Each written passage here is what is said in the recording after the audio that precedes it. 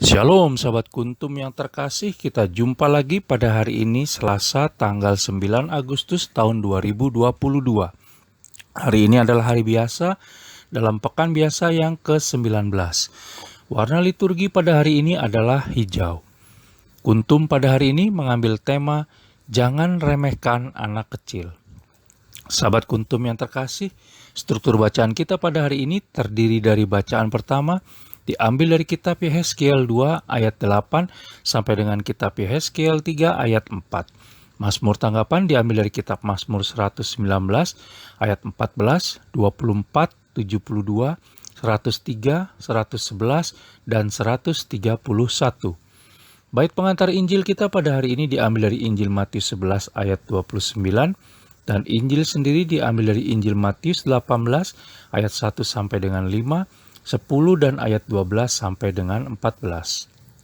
Bacaan Injil pada hari ini dapat kita baca pula dalam Injil Markus 9 ayat 33 sampai dengan 37 dan Injil Lukas 9 ayat 46 sampai dengan 48 untuk ayat 1 sampai dengan 5 dan Injil Lukas 15 ayat 3 sampai dengan 7 untuk ayat 12 sampai dengan 14. Baik sahabat kuntum yang terkasih, saya akan bacakan bacaan Injil kita pada hari ini yang diambil dari Injil Matius 18 ayat 1 sampai dengan 5, 10 dan ayat 12 sampai dengan 14. Siapa yang terbesar dalam kerajaan surga?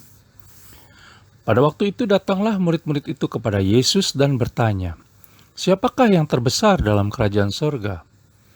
Maka Yesus memanggil seorang anak kecil dan menempatkannya di tengah-tengah mereka lalu berkata, "Aku berkata kepadamu, sesungguhnya jika kamu tidak bertobat dan menjadi seperti anak kecil ini, kamu tidak akan masuk ke dalam kerajaan sorga. Sedangkan barang siapa merendahkan diri dan menjadi seperti anak kecil ini, dialah yang terbesar dalam kerajaan sorga. Dan barang siapa menyambut seorang anak seperti ini dalam namaku, ia menyambut aku. Ingatlah, jangan menganggap rendah seorang dari anak-anak kecil ini, karena aku berkata kepadamu, ada malaikat mereka di sorga yang selalu memandang wajah Bapakku yang di sorga." Perumpamaan tentang domba yang hilang. Bagaimana pendapatmu? Jika seorang mempunyai 100 ekor domba dan seekor diantaranya sesat, tidakkah ia akan meninggalkan yang 99 ekor di pegunungan dan pergi mencari yang sesat itu? Dan aku berkata kepadamu, sesungguhnya jika ia berhasil menemukannya, lebih besar kegembiraannya atas yang seekor itu daripada atas yang ke-99 ekor yang tidak sesat. Demikian juga Bapamu yang di sorga, tidak menghendaki supaya seorang pun dari anak-anak ini hilang. Demikianlah sabda Tuhan, terpujilah Kristus. Sahabat kuntum yang terkasih, jangan lupa untuk mengklik tombol like dan subscribe yang ada di bawah video kuntum ini, agar kuntum dapat terus berkembang semakin lebih baik dari hari ke hari. Sebelumnya saya sampaikan terima kasih. Baik, mari kita lanjutkan renungan kita pada pagi hari ini, di mana dalam bacaan Injil pada hari ini yang diambil dari Injil Matius 18 ayat 1 sampai dengan 5, 10 dan ayat 12 sampai dengan 14, Yesus Kristus memanggil seorang anak kecil dan menempatkannya di tengah para muridnya. Bagi Yesus Kristus, anak-anak adalah model kekudusan dan kerendahan hati yang harus dihargai, dihormati, dan dilindungi. Mengapa model anak-anak menjadi syarat mutlak agar dapat masuk ke dalam kerajaan sorga?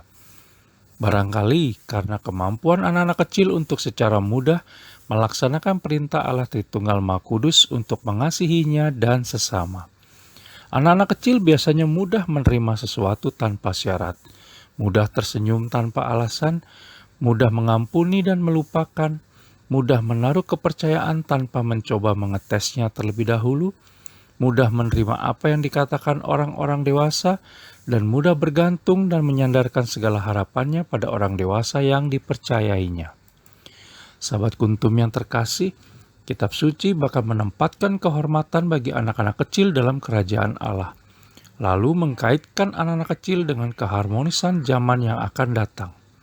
Misalnya, Yesaya menggambarkan Firdaus sebagai sebuah tempat di mana seorang anak kecil akan bermain-main dekat liang ular tedung tanpa dilukai dan malah memiliki kuasa atas binatang yang kejam, seperti serigala, macan tutul, dan lain sebagainya.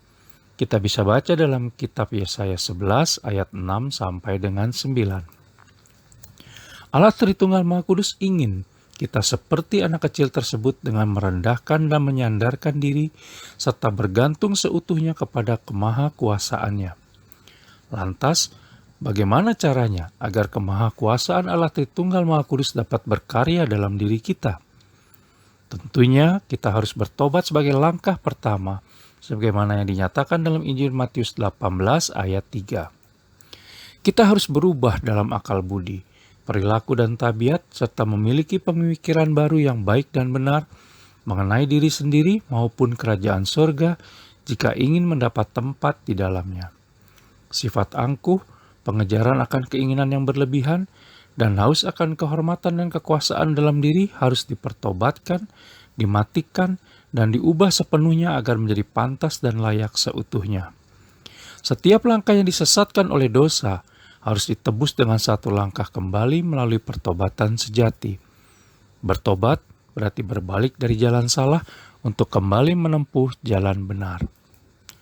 Sahabat Kuntum yang terkasih, bacaan Injil pada hari ini mengharapkan kita untuk mempertimbangkan sifat anak-anak di dalam diri kita sendiri, tetapi bukan sifat kekanak-kanakan dalam hidup kita sebagai orang beriman. Allah Bapa di sorga tidak menghendaki seorang pun dari anak-anak ini meninggalkannya, sebagaimana kita bisa baca dalam Injil Matius 18 ayat 24. Oleh karena itu, kita perlu memohon rahmat Allah Tritunggal Maha Kudus agar dapat membentuk diri kita kembali seperti anak kecil yang memiliki kerendahan hati dan berkenan kepadanya, sehingga dengan demikian dapat masuk ke dalam kerajaan surga.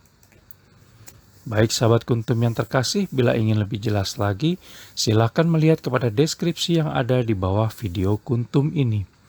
Dan sekali lagi jangan lupa untuk mengklik tombol like dan subscribe yang ada di bawah video ini agar Kuntum dapat terus berkembang semakin lebih baik di masa yang akan datang.